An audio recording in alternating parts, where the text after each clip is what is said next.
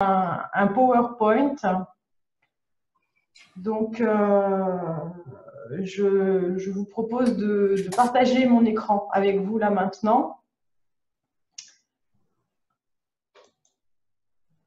Donc ce PowerPoint va servir de base comme un fil conducteur pour qu'il y ait une structure et un minimum d'organisation sur le propos. En sachant que cette conférence qu'on vous propose, elle est sur 2 temps. Le premier temps donc, va nous permettre de faire le tour, à la fois théorique et puis à la fois personnel, de l'approche de l'inconscient. Et le deuxième temps, donc pour ceux qui le souhaitent, ce sera une autre connexion avec un autre lien que Karine vous a envoyé, qui servira à répondre à vos questions en fait sur des choses que vous avez peut-être pas compris ou qu'on n'a pas expliqué aussi finement. Donc là, ce sera libre d'accès. Voilà, donc le thème de la conférence de ce soir, c'était l'inconscient dirige-t-il notre vie à notre insu? C'est un sujet assez vaste. Nous avons beaucoup de choses à vous dire là-dessus. Je regarde juste un des messages que je reçois. Ok. Donc, déjà, l'inconscient, c'est d'un point de vue définition, c'est un ensemble des éléments psychiques incontrôlés de notre conscient. C'est-à-dire que notre conscient n'en est pas conscient en fait de ce qui se passe et il a besoin d'avoir des informations parce que tant qu'il est inconscient de ce qui se passe, il peut avoir notre vie peut s'en trouver déséquilibrée. Donc l'objectif, c'est toujours d'essayer de faire un lien entre notre corps physique, nos émotions, notre mental, notre inconscient, et redescendre dans notre structure physique les informations à travers notre conscience. C'est un vaste programme, mais lorsque ce programme-là est complet, on arrive à refaire circuler les informations en nous et à transformer notre vie. Alors, Tu n'as pas donné la suite je vais donner la suite de la définition. La notion universelle d'inconscient recouvre globalement tous les processus et activités psychiques qui, pour des raisons diverses, ne peuvent être ni perçus, ni à plus forte raison contrôlés par la conscience. Puisque ce n'est pas vu, la conscience ne peut rien contrôler.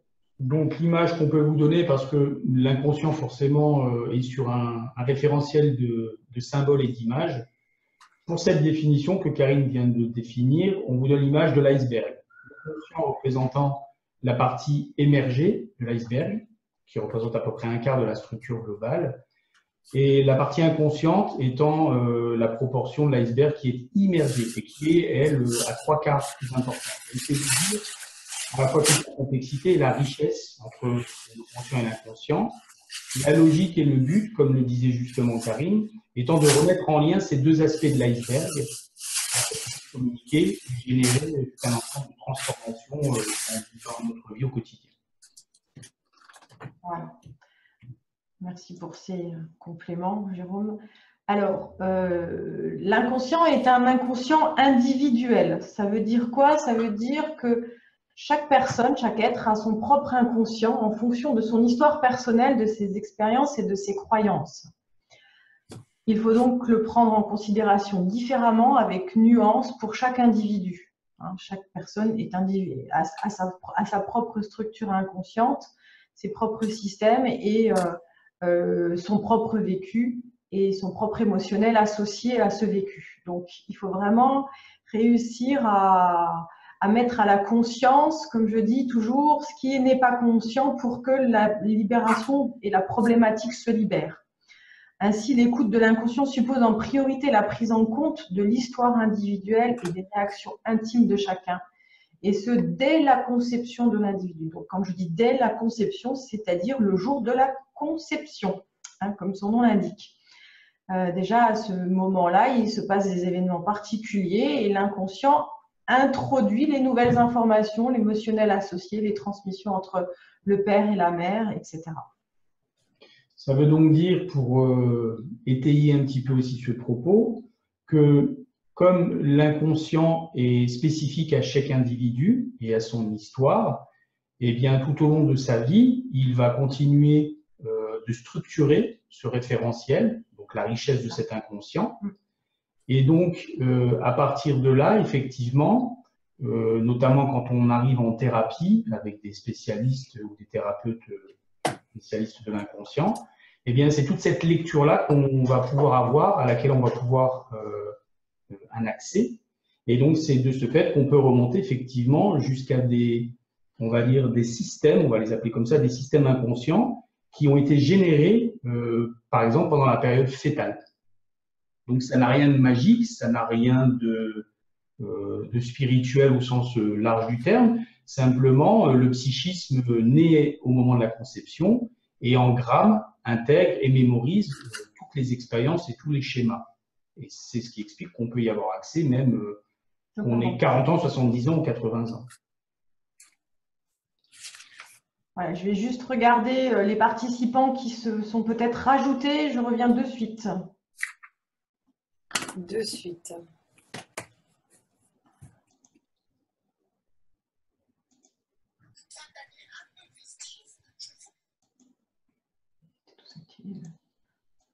Voilà. Non, j'ai activé les micros, mince. Et hop. Voilà. Non, mais il n'y a pas eu de nouvelles personnes qui rentrent, donc on va continuer comme ça. Tu avais tout dit? J'ai tout dit, on va y aller progressivement. Donc vous comprendrez aussi que là on est sur une structure de base hein, pour aborder l'inconscient. Parce qu'il y a, on va dire, des préceptes en référence basique qui sont nécessaires à intégrer avant de pouvoir effectivement aller plus loin. Donc, je mets aussi le frein parce que je voudrais aller plus vite, mais en fait, non, il faut déjà bien poser les bases. Oui. C'est important que vous compreniez le tout pour que vous compreniez là où on va, en fait. Alors, l'inconscient est sexué, disait Freud. Alors, il a été très controversé là-dessus. Cependant, il est vrai que lorsque on commence un petit peu à toucher à... Ah, il y a un participant, je l'admets. Voilà, donc bienvenue aux nouveaux participants. Pour l'instant, votre micro est désactivé, votre caméra également. Donc, quand vous avez besoin de prendre la parole, il suffira d'activer le micro. Voilà, en cliquant sur votre écran vers le bas, vous allez avoir les icônes de micro qui s'affichent. Alors, l'inconscient est sexué, oui. Donc, Freud, je vous disais, était très controversé là-dessus parce qu'en fait, il avait la sensation que les désirs inconscients devaient être satisfaits. Pour lui, l'inconscient a des désirs et les manifeste tant qu'il n'est pas satisfait, il va créer des situations parfois peut-être conflictuelles dans votre vie pour que ces désirs soient satisfaits. C'est pour ça qu'on dit sexué, parce que la sexualité satisfait des besoins, en fait. Hein. Donc, le terme qu'il a utilisé était un petit peu controversé, mais en même temps, s'il aurait pu appeler ça un peu autrement, l'inconscient a besoin de satisfaire des besoins. Hein. Donc, il faut savoir. Et parfois, ce besoin, c'est un besoin de plaisir. C'est le plus grand des besoins que l'inconscient a besoin de satisfaire. Il a besoin d'y mettre du plaisir dans la vie. Donc, c'est pour ça aussi que nous sommes tous un peu appelés à avoir besoin de plaisir dans notre vie. Alors,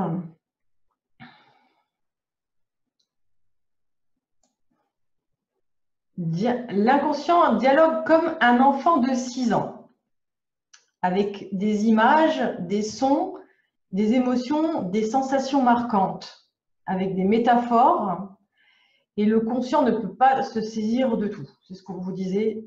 Parfois, il faut que quelqu'un soit en face, comme un thérapeute, pour aller lire les messages de l'inconscient. Soi-même, c'est parfois très compliqué de le faire. Il n'y a que certaines possibilités, c'est d'être en auto-hypnose, c'est ce qu'on appelle être en égo de conscience, mais je vous expliquerai ça tout à l'heure.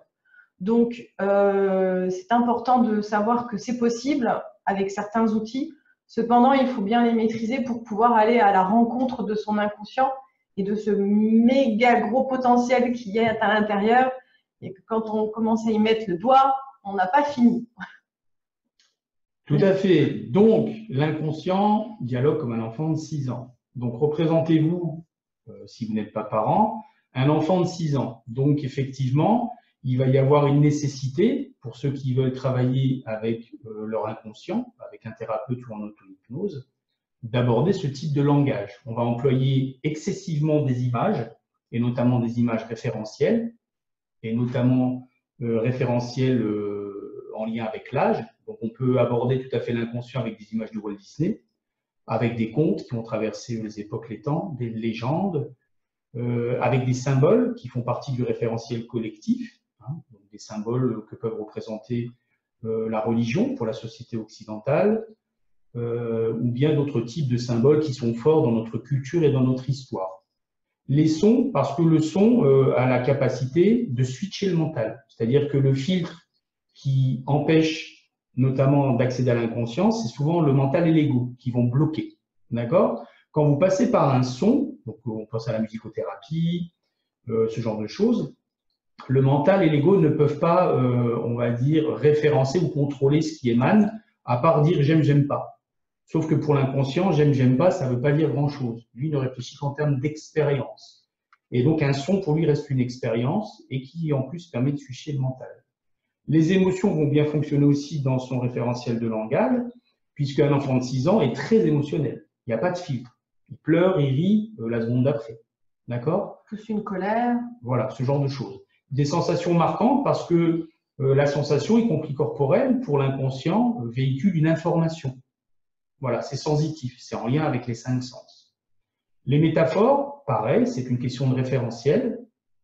Et la métaphore est donc une forme de langage symbolique où on va employer une image marquante qui va mieux définir, on va dire, un concept qu'on veut donner.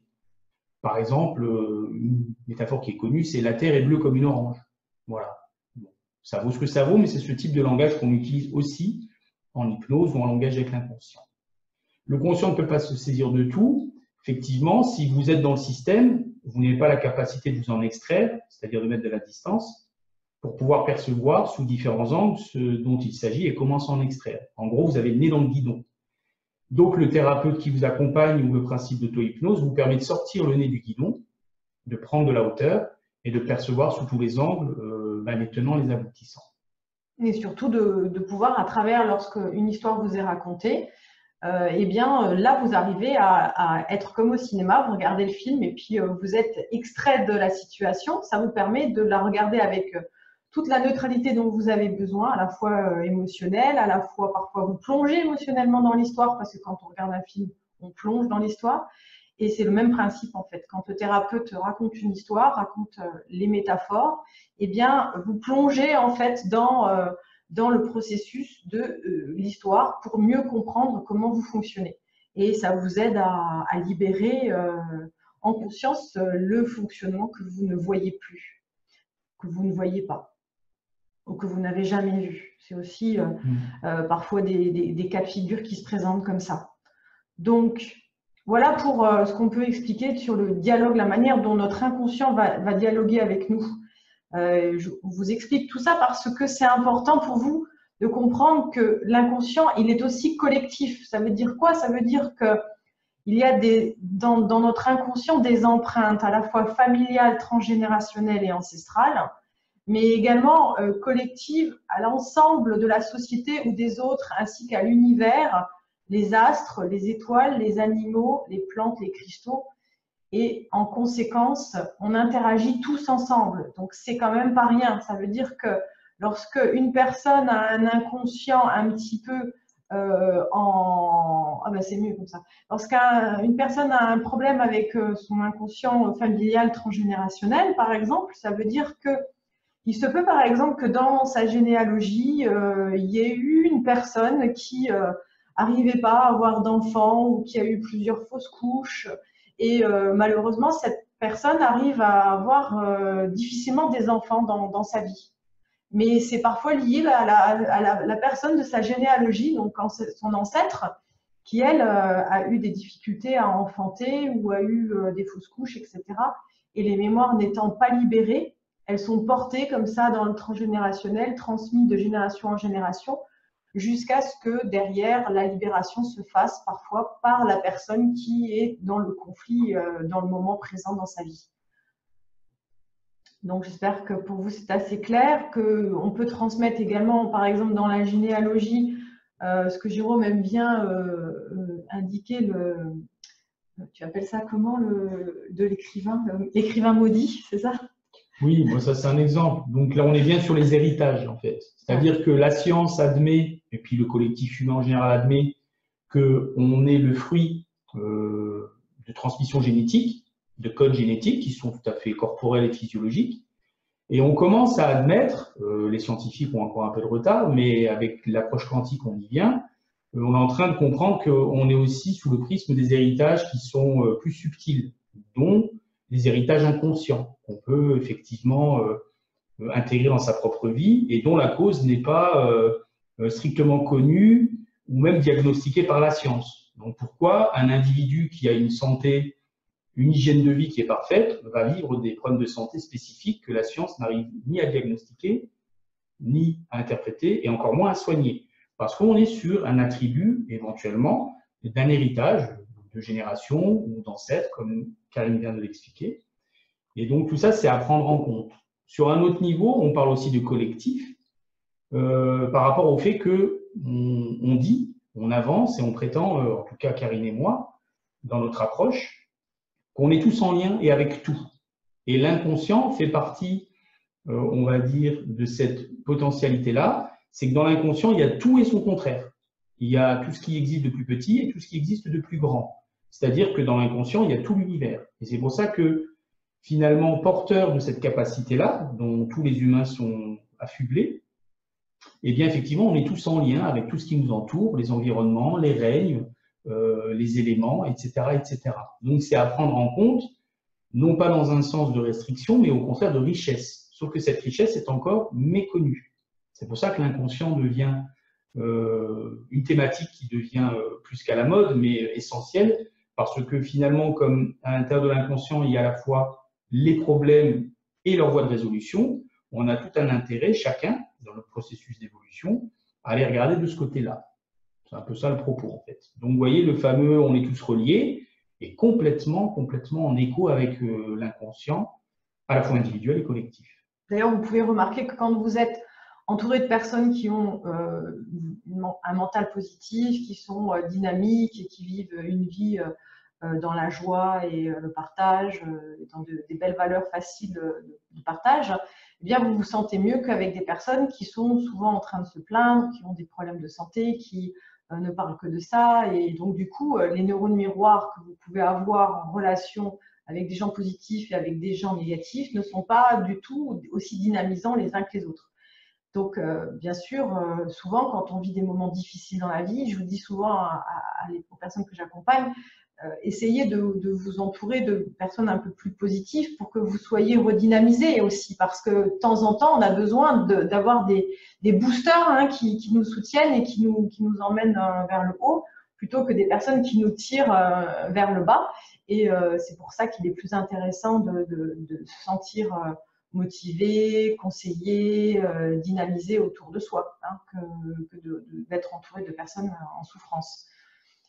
Voilà, pour les informations de ce qui concerne l'inconscient et ses empreintes collectives.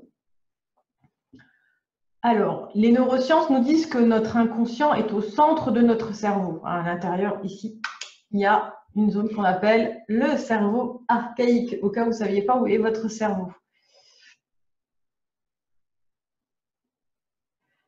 Voilà. Donc, en fait, ça veut dire quoi? Ça veut dire que aujourd'hui, les neurosciences nous montrent qu'en fait, à l'intérieur de nous se trouve l'inconscient. La plupart du temps, les gens se disent bon, c'est quelque part, je ne sais pas trop où c'est, il y a un truc qui se passe, mais voilà, voilà. Non, en fait, c'est en nous. Hein. Tout est à l'intérieur de nous, toutes les solutions sont en nous. Sauf que on commence seulement à le savoir et qu'on nous dit ces informations-là maintenant. Voilà. Donc, le cerveau archaïque, tu peux nous expliquer un petit peu ce que c'est, Jérôme? Oui, donc en substance, et ça a un intérêt de le connaître au niveau des thérapies psychiques, donc des thérapies de l'inconscient. On va avoir le cerveau archaïque qu'on appelle le cerveau reptilien et qui va fonctionner sur les empreintes finalement des hommes de Cro-Magnon. Donc, c'est tous les systèmes de survie. Et on est sur cet héritage qu'on appelle encore aujourd'hui l'instinct animal, c'est-à-dire fuir ou combattre. Donc, le cerveau archaïque qui va être activé va réagir instinctivement dans les situations d'urgence. Soit il fuit, soit il combat. Donc, il va sécréter de l'adrénaline et il va prendre une décision. C'est très binaire, c'est très animal. D'accord? Ça, c'est le cerveau archaïque. Ensuite, on a le cerveau limbique qui est plus en relation avec nos émotions, donc le rapport au monde, le rapport à l'environnement, aux autres et nos émotions propres. Ça, c'est une autre partie du cerveau. Et la dernière partie de ce cerveau, c'est donc le néocortex qui va être plus la zone de la logique, de la rationalité. Et c'est avec le néocortex qu'on va pouvoir modéliser le monde et référencer tout ce qui nous entoure et pouvoir vivre avec. Ça, c'est une petite nuance. Donc, on dit, les neurosciences disent que l'inconscient est au niveau du cerveau archaïque, sauf qu'à mon humble avis, j'émettrais quand même l'idée qu'il n'est pas sur le fuir ou combattre et sur le néandertalien. Donc là, il y a juste une nuance à apporter. Moi, je perçois le niveau archaïque dans le sens où, effectivement, il est très ancien. C'est-à-dire qu'il précède vraiment quasiment tous les autres cerveaux, hein, qui sont plus modernes, plus actuels. Et donc, ça montre bien l'importance de l'inconscient, puisque étant situé dans le niveau du cerveau archaïque, ça veut dire qu'on en est porteur depuis le tout début.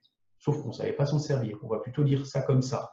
Comme si, finalement, au début, on était programmé pour avoir un ordinateur à l'ancienne et qu'on avait déjà les clés ou le logiciel disponible pour fonctionner en mode 2.0, sauf que, vu la connexion, on ne pouvait pas l'utiliser. Voilà l'image que je vous donnerai. Donc, ne pas confondre archaïsme dans le sens où l'inconscient serait un peu bébête ou en mode néandertalien avec une massue, quoi. Non, non, c'est beaucoup plus complexe que ça. Voilà. Et beaucoup plus riche que ça, parce qu'en fait, l'inconscient, moi, j'aime l'appeler surtout la partie de nous qui sait tout. Hein, c'est comme ça que je le nomme pour les enfants d'abord. Quand je fais les séances avec les enfants, c'est que quand ils se relient à leur inconscient, ils se relient à leur potentiel intuitif, ils se relient à leur capacité de création, ils se relient à leur capacité de se comprendre. Donc, c'est bien pour ça que je l'appelle la partie de moi qui sait tout. Donc, voilà, il faut pas le voir comme un élément de notre être qui est complètement atrophié. Je ne sais pas trop ce que vous pouvez y mettre derrière archaïque. Voilà. Donc, on va passer à la diapositive suivante.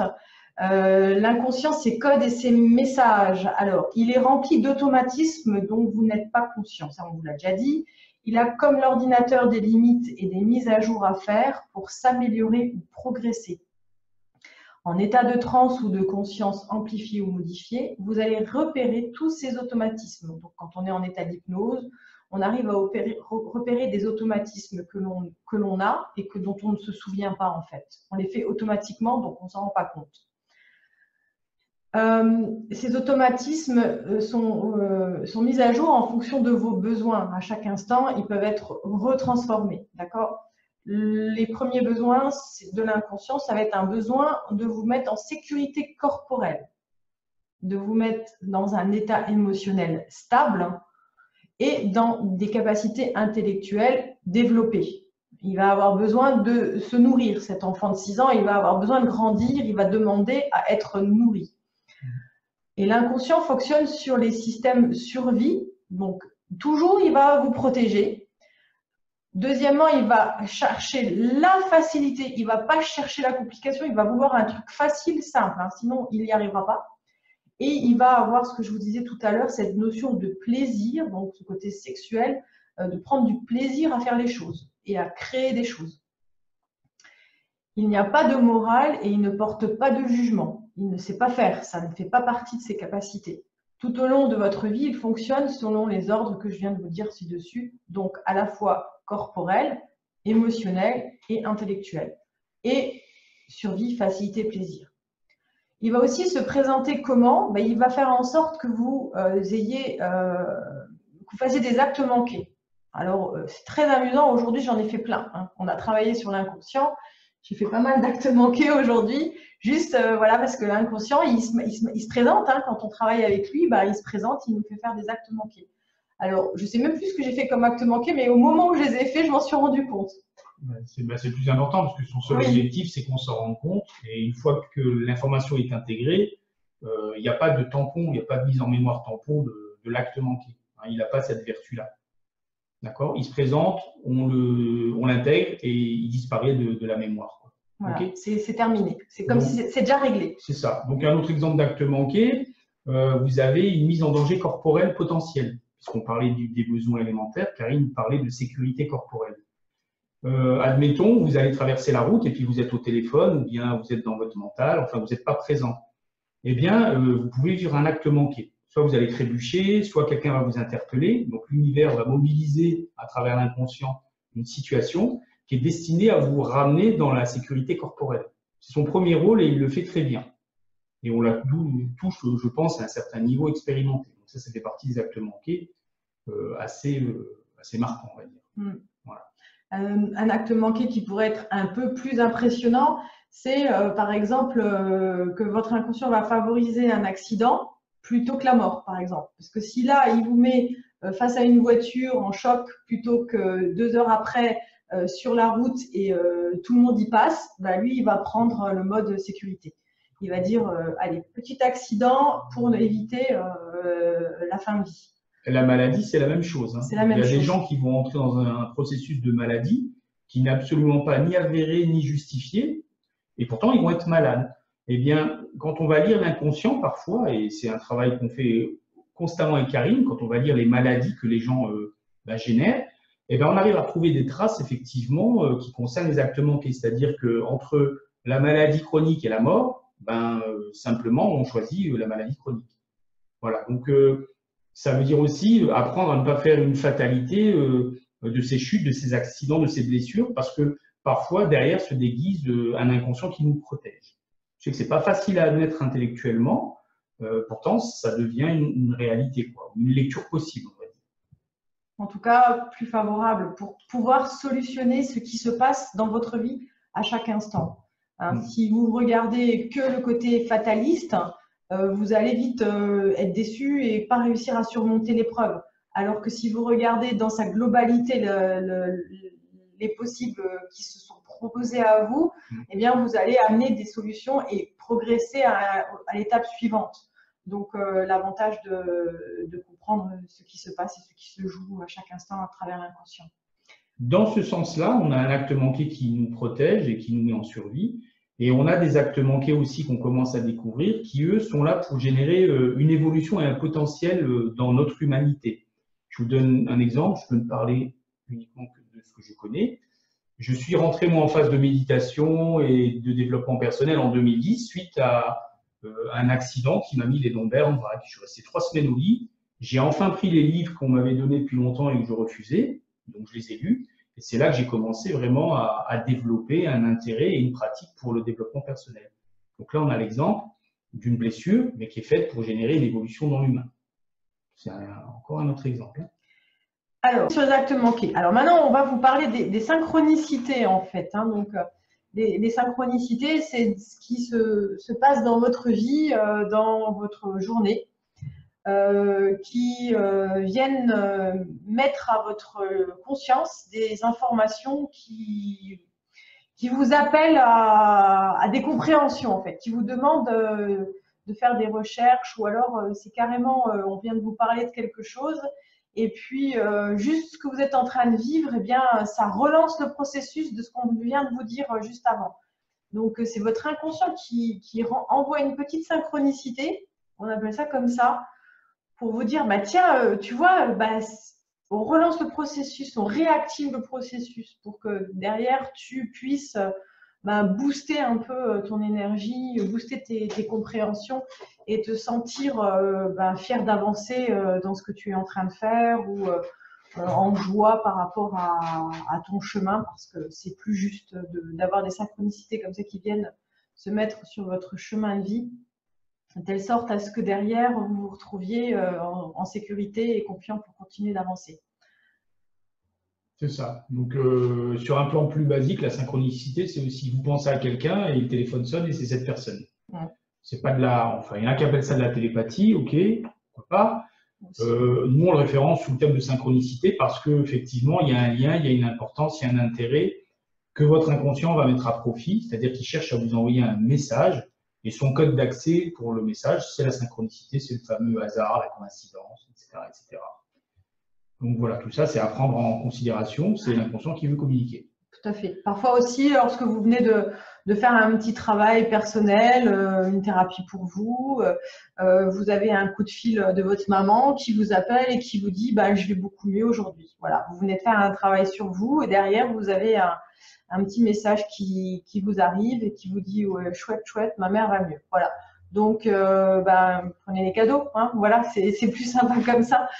Donc, regardez vos synchronicités, puis qu'elles soient joyeuses ou plutôt négatives. Hein. Parfois, elles peuvent être aussi négatives, mais c'est aussi pour aussi accepter de peaufiner un peu votre travail. Il suffit juste de les accueillir et de se dire, voilà, je me mets dans l'accueil, que ce soit positif ou négatif, mais j'avance, quoi. Voilà. C'est ça. Ensuite, une autre façon de communiquer, donc de votre inconscient jusqu'à votre plan conscient, ce sont les rêves. Donc le rêve qui se passe en général pendant la nuit ou la sieste et qui va vraiment revêtir tout un schéma de symboles, de symbolique qu'il va falloir décrypter, décoder, donc lire, hein, parce que ça part parfois dans tous les sens. Et donc il y a certains thérapeutes spécialistes de l'inconscient qui effectivement ont cette capacité-là, hein, de décoder les rêves. Freud a quand même été l'initiateur, hein, on ne va pas non plus mettre ça de côté, hein, c'est lui qui a lancé cette interprétation des rêves qui permet d'accéder à l'inconscient. Donc ça demande quand même une capacité spécifique, une formation spécifique. Nous, on le fait spontanément. Une personne va nous raconter un de ses rêves, qui est marquant, et donc simplement en se mettant en reliance avec son inconscient, on va aller traduire le symbole. Donc on va y mettre de la clarté, de la cohérence. Donc, ce qui était imagé, symbolique, va revêtir une forme intelligible. Donc, c'est le message de l'inconscient interprété qui va donner une information d'évolution pour le conscient, c'est-à-dire pour le mental. Et donc, le mental a besoin que cette symbolique se mette sur son référentiel à lui. Voilà, donc ça fait partie aussi du travail de l'hypnothérapeute. En tout cas, nous, c'est ce qu'on fait de temps en temps et c'est très, très intéressant. Oui, l'inconscient passe parfois des messages très bizarres dans les rêves. Comme c'est de la symbolique, il suffit juste de pouvoir le décoder un petit peu pour que derrière les compréhensions soient actives. Et le dernier beau code de l'inconscient, comme je le dis, c'est l'intuition. C'est quoi l'intuition? C'est cette petite voix qui vous guide au cours de la journée, qui vous dit vas-y, vas-y pas. Voilà, c'est celle qui vous dit là, ça te va faire du bien et là, tu vas la tête dans le mur. Donc, cet inconscient, il se manifeste aussi à travers votre petite voix et votre intuition. C'est ça. Donc, c'est vraiment ce côté un peu, nous, on va l'appeler scientifiquement le cerveau droit. Hein, c'est toute la zone du cerveau qui est en lien avec tout ce qui est sensible, tout ce qui est, on va dire, de l'ordre de la créativité, de l'ordre de quelque chose d'assez féminin, finalement. Et là où moi je me permets comme ça de le glisser avec beaucoup d'humour, c'est que c'est intéressant de savoir que tout le monde a des intuitions, le fameux je le sens, je le sens pas. Et 90% des cas, on va prendre la moins bonne option. Voilà. Je le savais, mais c'est pas grave, j'ai fait l'inverse.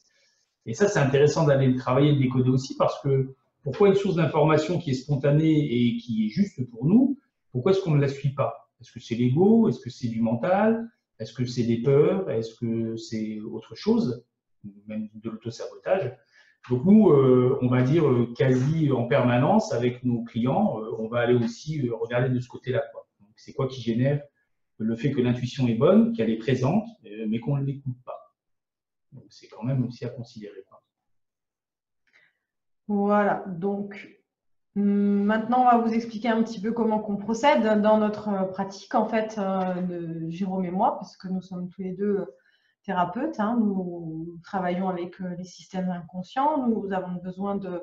nous avons compris qu'en fait, moi j'étais déjà ostéopathe, ça fait une formation basée sur l'ostéopathie. À la base, je travaillais beaucoup le corps et puis après, je me suis formée en hypnose, je suis devenue hypnothérapeute, maintenant je suis formatrice, je forme des personnes à des techniques corporelles et également à l'hypnose thérapeutique.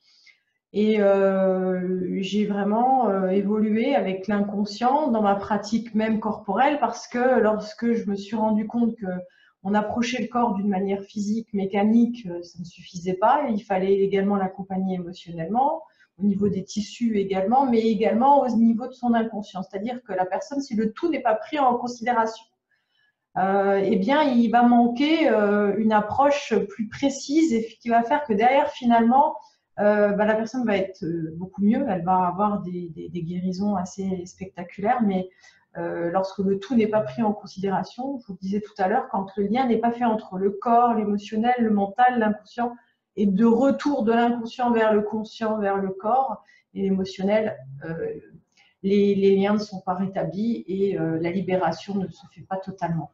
C'est pour ça que des fois, des guérisons sont plus longues, mais bon, en général, on peut les obtenir avec le temps, quand il le faut. C'est ça. Donc, en fait, cette partie de la conférence, c'est manifester maintenant et vous apporter la nuance que tout ce qu'on a dit précédemment concerne l'inconscient, dans des termes globaux, dans des bases référentielles. Après, nous, effectivement, avec le temps, on s'est approprié cette approche, on l'a rendue non pas plus créative ou différente, mais on l'a ramenée à notre champ d'expérience, à notre signature, à notre sensibilité, ce qui fait qu'on développe des approches thérapeutiques qui sont un peu nuancées. Donc, Karine a plus une base d'ostéopathie à laquelle elle a apporté la richesse de l'approche inconsciente. Moi, je suis plus une formation sur le coaching de vie, et j'y ai ramené tout le plan de la thérapie psychique, puisque c'est ma sensibilité, c'est une qualité, un attribut que j'ai développé. Et donc aujourd'hui, mon principe à moi, c'est à la fois de décoder, de traduire et d'interpréter les messages de l'inconscient que la personne n'a pas en accès direct. Donc, c'est de ramener ça à son conscient.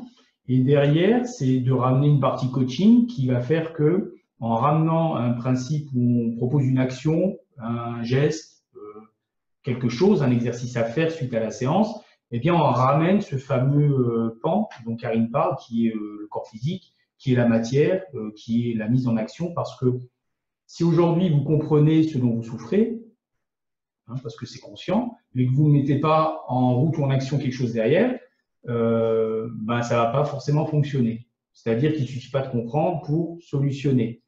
Vous allez voir un médecin, effectivement, il vous fait des examens, il vous diagnostique, et puis il vous dit, écoutez, vous souffrez de surpoids. Puis vous repartez comme ça. Vous avez compris que vous souffrez de surpoids, mais le médecin ne vous a pas dit quoi faire et comment le faire, vous allez garder le surpoids.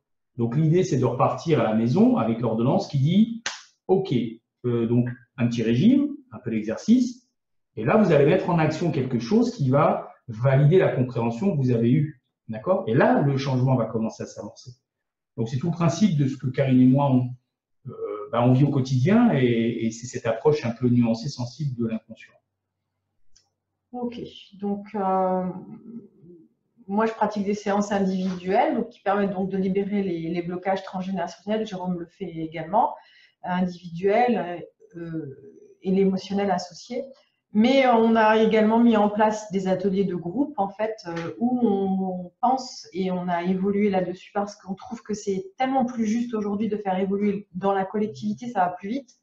C'est booster pour libérer plein de choses en même temps, puisque l'inconscient est collectif. Et donc, du coup, quand on va libérer quelque chose chez quelqu'un, ça va avoir une répercussion immédiatement, même si dans ce moment-là, la personne ne le vivait pas à cette période-là. Ça va tout de même avoir une répercussion sur quelque chose qui a été vécu auparavant par elle. Donc, c'est effet boule de neige. Moi, j'appelle ça effet qui se coule.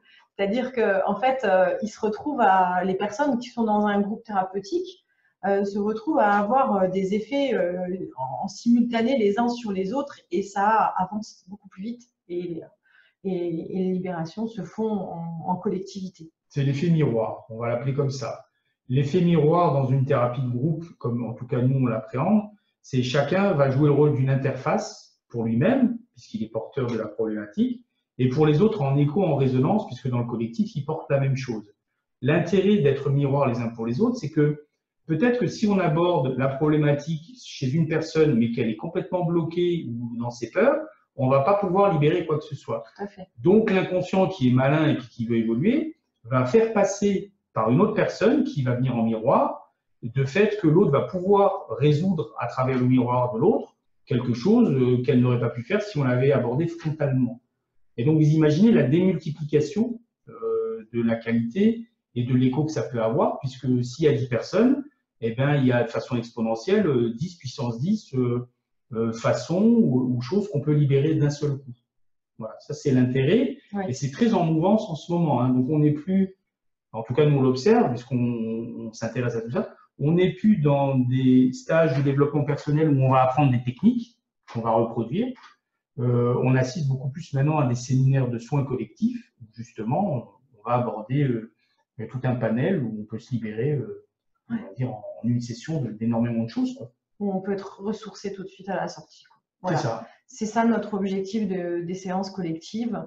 On est passé sur ce niveau-là maintenant parce qu'on a envie de proposer cette évolution dans notre accompagnement thérapeutique. Parce que nous sommes à la fois des enseignants, mais surtout à la fois des personnes qui agissent dans le groupe, en collectif, dans la guérison immédiate, en fait. C'est notre rôle à Jérôme et moi, et on a décidé d'aller vers cette proposition.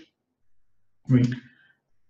Alors, ce qu'on propose justement comme outil pour arriver à cette libération de l'inconscient, c'est l'hypnose de pleine conscience, c'est-à-dire qu'en hypnose de pleine conscience, la personne est consciente, elle rentre avec son thérapeute qu'elle écoute, elle lui raconte une histoire, elle la met dans un lieu de détente, de ressourcement, et puis ensuite on lance le processus de libération qui correspond à un blocage de l'inconscient. Donc la personne est participative, elle investit l'histoire, elle raconte, elle voit parfois des choses, elle ressent des choses, elle explique tout ça. Ça, c'est la première méthode d'hypnose de pleine conscience quand on fait des séances individuelles. Après, il y a l'hypnorésonance qui est plus en relation avec une lecture intuitive, c'est-à-dire le thérapeute va se relier à l'inconscient de la personne et va raconter l'histoire. Et la personne qui est là écoute l'histoire et le thérapeute propose des solutions. Il y a l'hypnose archétype aussi, où là on prend ce qu'on appelle les globalités des archétypes de Jung, qui sont le prêtre, le guérisseur, il y avait la victime, le bourreau, enfin tous ces archétypes-là. Et du coup, on va libérer un ensemble collectif à la fois qui correspond à la vie de la personne, mais également qui correspond à du transgénérationnel chez la personne. Donc voilà les propositions qu'on peut utiliser. Et on peut également partir sur des interprétations des rêves ou des visualisations positives, comme pourraient le faire certains sportifs de descente de ski. Ils visualisent la descente, ou comme pourraient le faire les charmantes femmes enceintes que j'accompagne en hypnose natale, sur des visualisations positives de la naissance. Voilà. Donc, il y a aussi d'autres visualisations positives de réussite. Il y a pas mal de visualisations positives que l'on peut utiliser pour permettre justement à l'inconscient de se préparer à cette réussite pour qu'il la manifeste en réalité. Voilà, le principe de la visualisation positive, c'est la loi de l'attraction, c'est-à-dire on se visualise dans quelque chose qui est déjà là, qui est déjà acquis, pour que derrière, l'inconscient mette tout en œuvre pour y aller.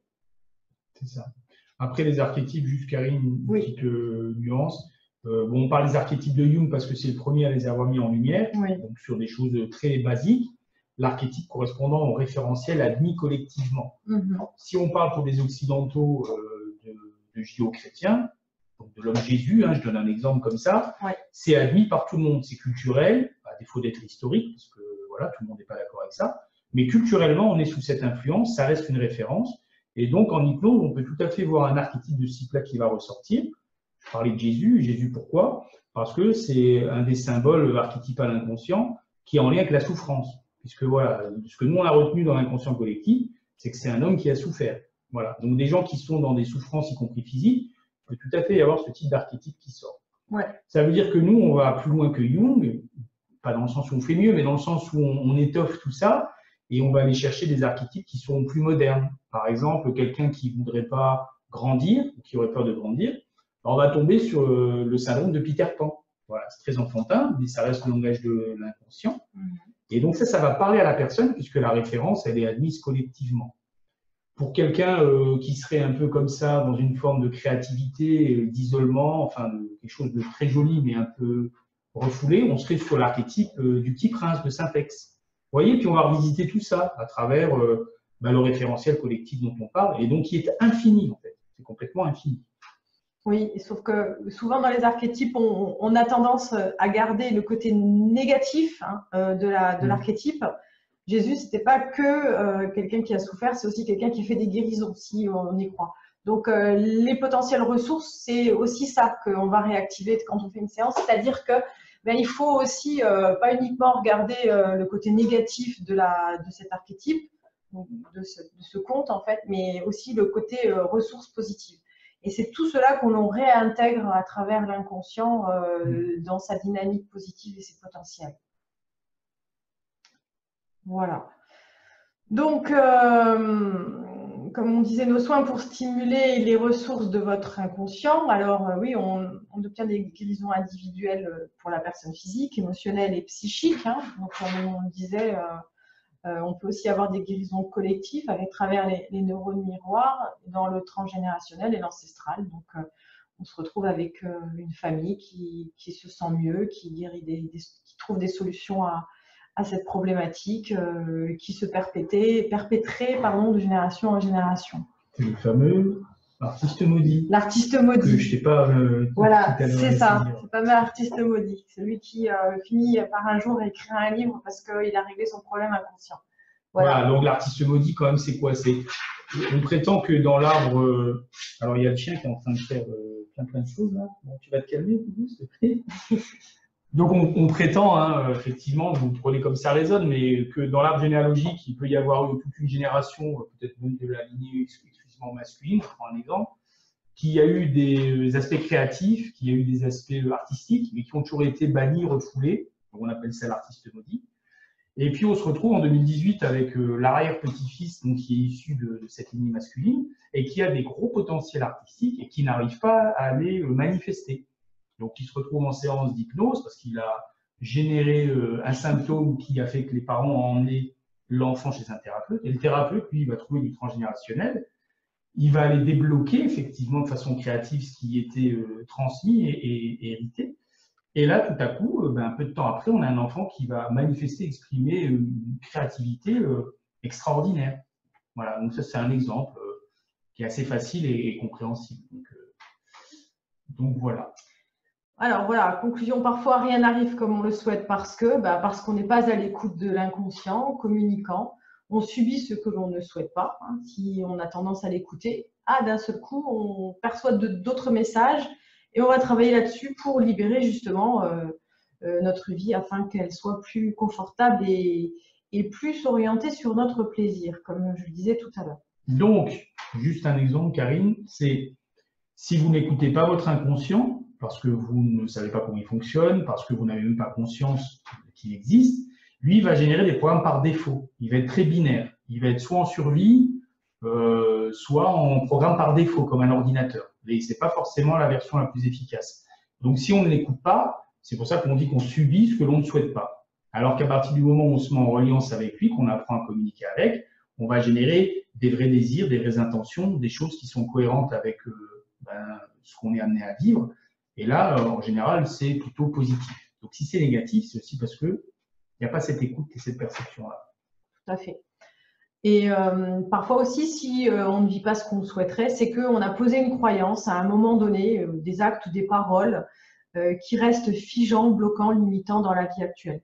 Comme par exemple, parfois, il se passe que des femmes se retrouvent de relation en relation avec des manipulateurs qui prennent différentes formes sur leur comportement. Et puis finalement, elles se retrouvent avec des manipulateurs qui finissent par les isoler ou les mettre dans on ferme la fenêtre, l'orage arrive. Voilà. Qui mettent ces personnes dans une situation inconfortable dans leur vie. Elles rencontrent toujours encore un manipulateur, elles le quittent, puis elles en rencontrent encore un autre. Puis l'inconscient va réactiver à chaque fois, tant qu'on n'a pas compris, il va réactiver de la même expérience. Alors bon, voilà, parfois ces femmes m'ont dit, moi de toute façon, je mérite d'être battue, ou je n'aurai que ça dans ma vie, ce genre de phrase. C'est pas autorisé pour moi d'avoir un homme bien, ce genre de phrases qu'elles n'auraient pu avoir posées à un moment donné, qui ont figé le système, et qui font que derrière, ok, tu as demandé ça, tu reçois. Voilà. Bon, c'est un peu extrême, mais c'est parfois ce qui se passe malheureusement. Donc il faut aller débloquer toutes les croyances qui ont été activées et débloquer toutes les paroles qui ont pu être activées, parce que derrière, c'est pas confortable dans leur vie. Le problème que ça pose, il faut quand même en avoir conscience, c'est que l'inconscient n'est pas soumis à l'espace-temps linéaire. Il n'y a pas de notion de temps, passé, présent, futur. Lui, il est dans un éternel moment présent. Donc, tant que vous n'avez pas compris la leçon, il vous la resserre. Donc, c'est quand même intéressant de se dire, si on pense que la prochaine fois ce sera mieux ou moins pire, ou qu'on attend que ça se débloque tout seul, ça risque d'être long vu que le temps n'existe pas pour lui.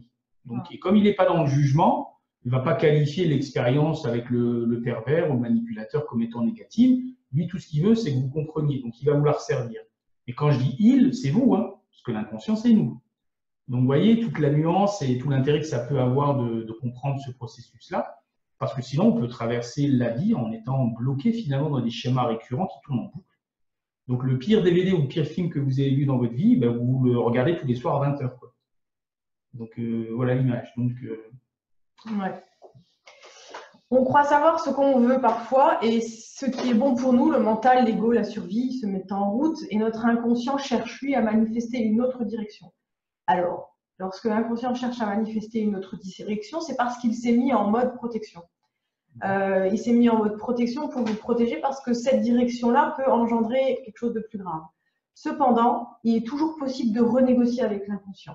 Parce qu'à un moment donné dans votre vie, les choses ont changé, vous avez évolué, vous avez compris certaines choses, et que là, il est possible de lui dire, bon, bah, c'est bon, tu avais raison jusque-là, parce que ce que tu as proposé, c'était juste, et je t'en remercie parce que tu m'as sauvé la vie.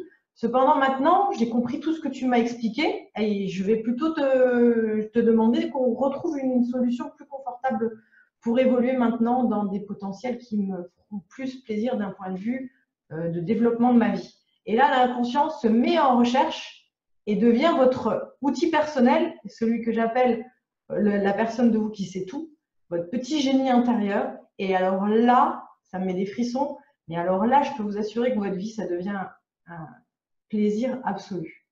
Donc, c'est un jeu. Et c'est un jeu d'évolution continue. Et quand ça, c'est acquis, ben, c'est que du bonheur. Voilà pour ce que j'ai à vous dire de l'inconscient, en tout cas pour ma part. Oui, donc voilà. Alors juste une petite nuance. Avant la renégociation, ça suppose de revisiter tous nos fonctionnements, nos perceptions et nos croyances autour de ce que l'on dit dans la vie. C'est-à-dire que c'est toujours les autres qui sont responsables, c'est toujours la faute à Dieu, la faute au président, la faute à un tel et un tel. Mais on a encore beaucoup de difficultés à percevoir que c'est nous qui créons tout de A à Z. On joue juste des rôles, on crée des scénarios de toutes pièces, on est à la fois le scénariste et l'acteur, et c'est vraiment nous qui sommes à la base de tous ces processus-là, et que peut-être à un moment donné sortir du conflit avec tous et tout, et être en colère en permanence, alors qu'on pense qu'on demande que du bon pour nous, mais qu'une part de nous inconsciente se sent indigne ou illégitime, vous voyez bien que le problème, il ne relève pas des autres, il relève de soi. Donc, d'où l'intérêt d'aller soit en thérapie, soit en recherche personnelle sur comment fonctionne l'inconscient et comment je peux faire une alliance avec lui, histoire de pacifier deux, trois petites choses. Donc, c'est pas anodin quand même. Hein. Tout à fait. Voilà, donc on est là pour vos questions. J'espère qu'il nous reste du temps parce qu'on a beaucoup parlé. On va fermer cette diapo pour passer à vos questions. Ouais, si vous avez des questions, vous les mettez dans la rubrique conversation. Des questions simples sur une précision, quelque chose qu'on n'a pas expliqué ou peu expliqué. Voilà. Soit vous prenez la parole sur des sujets que vous souhaiteriez qu'on explique, soit vous avez des questions diverses sur le développement personnel. À ce moment-là, on vous renseigne si on peut le faire. Voilà, vous pouvez réactiver votre micro. C'est peut-être plus simple que le chat. Pour ceux qui désirent avoir des explications complémentaires. Mais ce n'est pas une obligation, bien entendu. Pas une obligation. Maintenant, il y a peut-être des choses qui vous arrivent, des questionnements. Et on précise que cette mini-conférence, cette visioconférence, c'est vraiment une base. C'est un préambule parce qu'il y aurait tellement encore de choses à dire sur le fonctionnement de l'inconscient et l'intérêt qu'il peut revêtir dans notre vie. Mais on a pris le pari déjà de commencer par le début. Et puis après, effectivement, on verra s'il y a une suite à donner. En tout cas, si vous avez besoin d'avoir des rendez-vous personnalisés en thérapie, il y a Jérôme ou moi pour les rendez-vous. Vous pouvez aller prendre rendez-vous sur nos sites. Nous avons aussi créé cette journée ressourcement qui aura lieu le 16 juin de 10h à 12h et de 14h à 17h. Et là, donc, on va faire un travail de groupe de déblocage des systèmes inconscients, comme on vous en parlait tout à l'heure, pour booster un peu tout le groupe sur des problématiques transgénérationnelles et familiales et individuelles, ce qui va faire en sorte que les gens vont repartir avec des bouffées d'oxygène et des clés immédiates. Qui vont pouvoir activer au cours de leur vie. Sinon, vous pouvez aller sur notre page Facebook, Univers Bien-être, pour voir nos conférences, nos ateliers. Et puis sur notre page YouTube aussi, qui s'appelle Univers Bien-être, pour les séances d'hypnose proposées, car vous pouvez les écouter.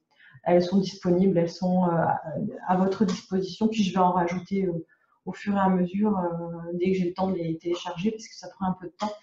Donc voilà pour ce qu'on peut vous proposer.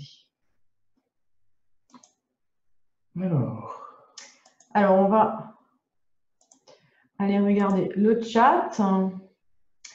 Sophie, Bruno, merci, c'était intéressant, très bien. Ok, merci beaucoup Sophie, Bruno. Merci Sophie, Bruno pour ce partage. On y a pris beaucoup de plaisir. Oui, et puis c'est un exercice qui est pas très courant, mais on s'y prête simplement. Et puis, voilà, donc s'il y a des personnes qui désirent activer leur micro, comme vous pouvez le voir, vous descendez sur l'écran de Zoom, là vous avez soit muet, soit le micro qui devient vert. Quand il est vert, vous pouvez parler, si vous voulez prendre la parole. On ne vous voit toujours pas à la vidéo lorsque vous parlez, en fait. Tant que le micro est actif, c'est que le micro, on ne voit pas la vidéo. Alors, la possibilité pour vous aussi, c'est effectivement soit d'être en résonance avec ce que nous on propose et ce qu'on incarne, vous en avez eu un aperçu, mais on va dire que l'objectif de base, c'était vraiment de vous permettre de comprendre un peu mieux l'inconscient, et vous pouvez l'aborder sur des recherches très personnelles, à travers des livres, à travers des recherches sur Internet, sur YouTube, parce que c'est surtout ça qu'on cherche à transmettre. Donc, prenez votre part là-dessus et voyez ce qui vous parle. Juliette, à quand la suite? Il y en a beaucoup des suites, parce que nous, on peut faire beaucoup de choses. Donc, voilà. Facebook Live, j'ai envie de dire. Facebook Live, voilà, c'est ça. Et puis, après, on va faire aussi moi, j'ai l'intention de créer des webinaires parentalité positive. Vous pourrez les retrouver. Mon site est en cours de préparation. J'ai un site qui va s'appeler Karine Gulner et puis Ortho 57. Donc, sur ce site, il y aura les formations que je propose et les webinaires que je propose de présentation de parentalité bienveillante. Ensuite, Jérôme, il va aussi proposer on veut proposer des ateliers ensemble. Donc, on a l'intention de proposer un atelier sur le féminin masculin et l'enfant intérieur.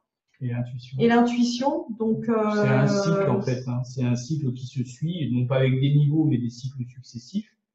Où on a vraiment à cœur, notamment à travers l'approche de l'inconscient, de faire des mises à jour sur l'énergie et le rapport qu'on peut avoir avec son masculin à l'intérieur, son féminin, son enfant intérieur, qui pour nous est une forme de trinité, d'accord?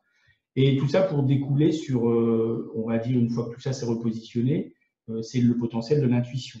Donc l'intuition, donc l'inconscient.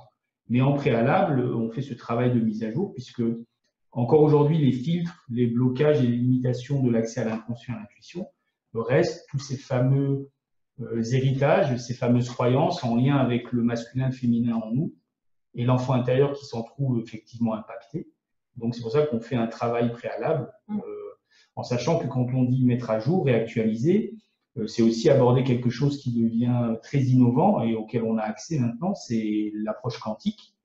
Et l'approche quantique qui dit que tout ce côté du patriarcat, de la verticalité qui montre une prédominance du masculin dans notre société, y compris pour les femmes, c'est quelque chose qui ne peut plus durer, c'est quelque chose qui est involutif. Et donc nous, on est aussi sur cette proposition de réactualiser au sens où le masculin redevient le masculin, c'est-à-dire quelque chose de sacré, de divin, d'honorant. Le féminin redevient du féminin, d'accord? Et de ce fait, l'enfant intérieur, qui est un petit peu la déclinaison de ses parents, qui sont repositionnés, peut lui sortir de la grotte, peut se manifester, peut se sentir en sécurité et exprimer tout son potentiel. Donc vous voyez, on est sous une forme de cycle. Ce qui a un avantage aussi, c'est que souvent, quand on travaille l'enfant intérieur à l'intérieur de soi en tant qu'adulte, je parle, puisque l'enfant intérieur, c'est qui on a été tout au long de notre vie, à chaque instant. Donc, quand on va lâcher les blocages de l'enfant intérieur dans chaque période des tranches d'âge de sa vie, moi j'adore faire des ateliers comme ça sur les tranches d'âge, parce que je trouve qu'on réhabilite notre parole à nous-mêmes, notre communication avec nous-mêmes, et surtout notre communication aux autres. Et donc avec nos propres enfants, dans la généalogie de devant, pas dans le transgénérationnel arrière, je dis toujours que c'est nos parents, mais notre généalogie devant. Et là, la communication est beaucoup plus facile et on comprend beaucoup mieux nos enfants et on arrive vraiment à s'approprier des échanges merveilleux. Il y a un petit message juste de Jeanne et Laure Sanviti, des personnes que je connais. Ouais. Merci pour votre générosité et merci pour nous permettre de transmettre cette générosité, j'ai envie de dire. Ouais. Ça donne envie d'aller plus loin. Ok, ça avait cette vocation autant que possible pour chacun.